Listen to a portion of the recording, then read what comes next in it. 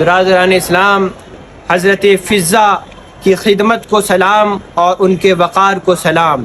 جب نبی کے گھر والوں کا قافلہ، آقا علیہ الصلاۃ والسلام کے شہزادوں اور شہزادیوں کا قافلہ دمشق پہنچا تو وہاں پر لوگوں کی بھیڑ جمع ہو گئی اور دمشق کا بازار لوگوں کی بھیڑ سے بھر گیا اور دمشق کے گھروں کی چھتیں لوگوں سے بھر گئیں۔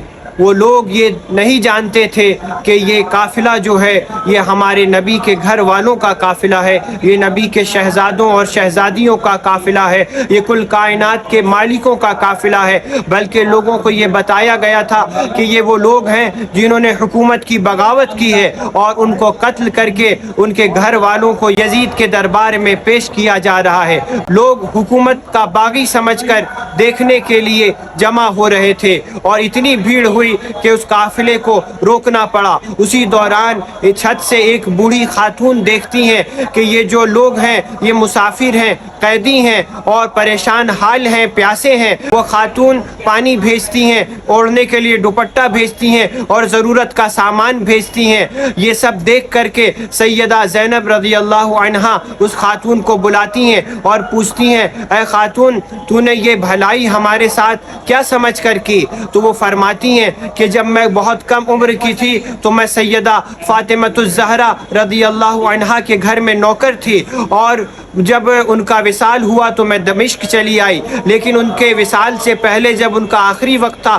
تو میں نے ان سے پوچھا کہ بی بی مجھے کوئی وصیت کر دیں۔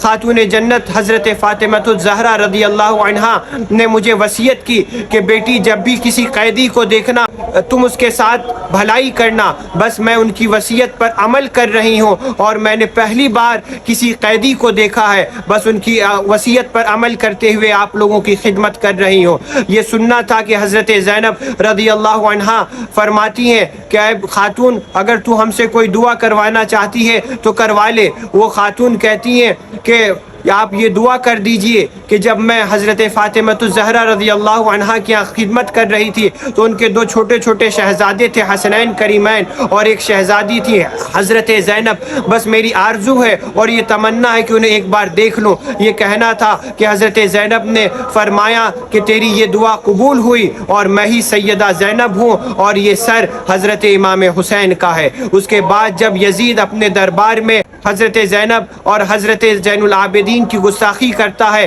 تو یہ سیدہ فضہ فوراً کھڑی ہوتی ہیں جوش میں اور فرماتی ہیں، اے یزید بدبخت، خبردار، تو جن کی گستاخی اور بے ادبی کر رہا ہے یہ کل کائنات کے مالک ہیں اور یہی نبی کے گھر والے ہیں۔